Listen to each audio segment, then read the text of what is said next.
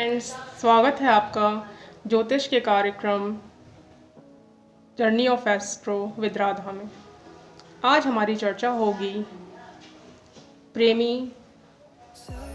प्रेमियों की इच्छा और उस इच्छा की पूर्ति के बारे में। हर एक प्रेमी युगल की यही इच्छा होती है कि उसका प्रेम विवाह में कन्वर्ट हो जाए। ये विषय मैं इसलिए छेड़ रही हूँ क्योंकि आज 13 फरवरी है और कल 14 फरवरी वैलेंटाइन डे है, जिसमें हर एक प्रेमिका यही सपना देखते हैं कि आने वाले दिनों में वो एक शादीशुदा जोड़े में कन्वर्ट हो जाए।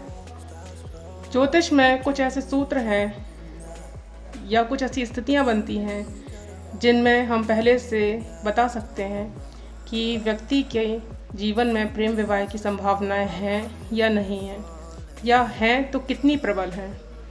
तो इसी चर्चा को हम आगे बढ़ाते हुए विषय पर आते हैं कि यदि किसी की कुंडली में सप्तम भाव का स्वामी पंचम भाव के स्वामी के साथ स्थान परिवर्तन कर ले, अर्थात सप्तमेश पंचम भाव में आ जाए और पंचमेश सप्तम भाव पर आ जाए, तो उस व्यक्ति की कुंडली में प्रेम विवाह के योग बनते हैं।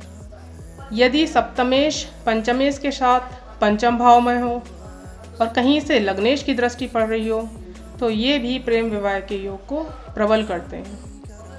कुंडली में यदि सप्तमेश नवम भाव में हो या नवमेश सप्तम भाव में हो, या फिर सप्तमेश और नवमेश की युति सप्तम भाव पर हो, तब भी प्रेम विवाह की संभावनाएं बहुत प्रबल हो जाती हैं। कुंडली में यदि कहीं पर शुक्र और चंद्रमा की युति हो तो वो भी प्रेम विवाह को दर्शाते हैं। कुंडली में यदि पांचवें भाव में मंगल विराजमान हो और ऐसे मंगल पर कहीं से भी पंचमेश की दृष्टि पड़ रही हो, तो वो भी प्रेम विवाह को दर्शाते हैं और ऐसे व्यक्तियों का प्रेम विवाह हो जाता है। कुंडली में यदि पंचमेश यानी कि पंचम भाव का स्वामी और सप्तमेश यानी कि सप्तम भाव का स्वामी बली अवस्था में हो और ऐसे पंचमेश और सप्तमेश की युति पर लग्नेश की दृष्टि पड़ रही हो, तो भी कुंडली में प्रेम विवाह के योग बनते हैं।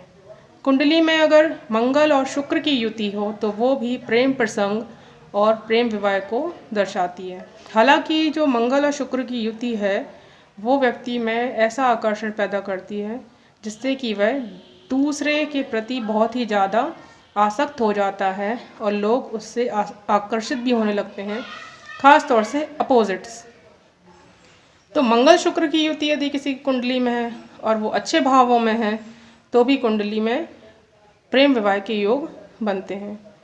तो इस तरह से मैंने बताया कि कुंडली में किस तरह से पंचम सप्तम नवम भाव के स्वामियों का संबंध प्रेम विवाह के लिए एक अच्छा इंडिकेशन है।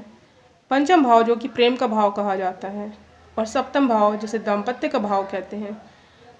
तो इसको इस तरह से भी समझ सकते हैं कि यदि प्रेम के भाव के स्वामी दाम्पत्य भाव के स्वामी के साथ कहीं युति बना लें, तो जाहिर सी बात है प्रेम विवाह में कन्वर्ट हो सकता है। इसी चीज़ को हम लोग कुंडली में देखते हैं। मंगल जो कि एक यंग मैन को डिनोट करता है, शुक्र जो कि एक स्त्री प्लानेट है, फैमिलिक प्लानेट है।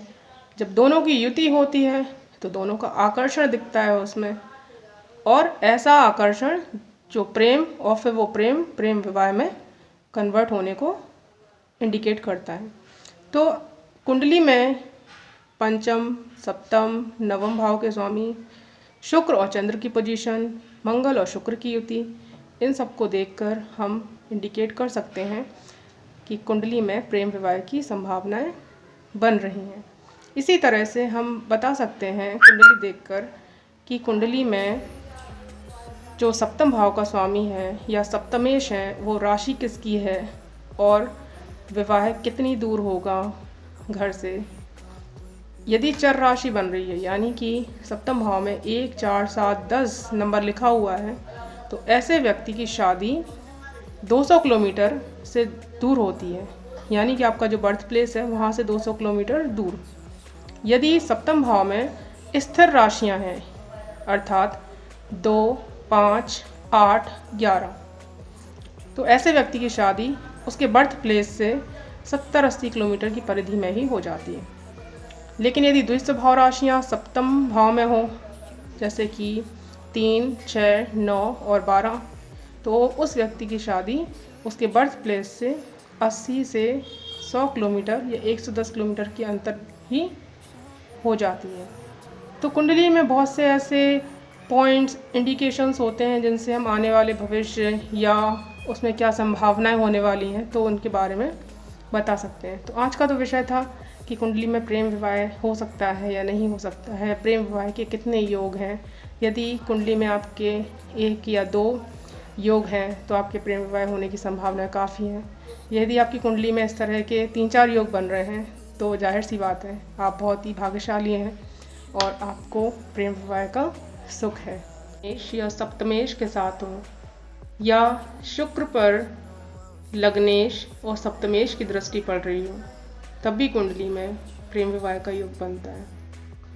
शुक्र यदि शनि या राहु से युत हो अर्थात शुक्र और शनि की युति हो या शुक्र और राहु की युति हो या शुक्र पर कहीं से भी शनि और राहु की दृष्टि पड़ रही हो तब भी कुंडली में प्रेम विवाह के योग बनते हैं। शुक्र और चंद्र की जो युति है अगर वो स्पेशली पंचम भाव में बन रही हो और ऐसे पंचम भाव पर कहीं से भी पंचमेश की दृष्टि पड़े तो वो भी प्रबल प्रेम विवाह के योग को इंडिकेट करता है।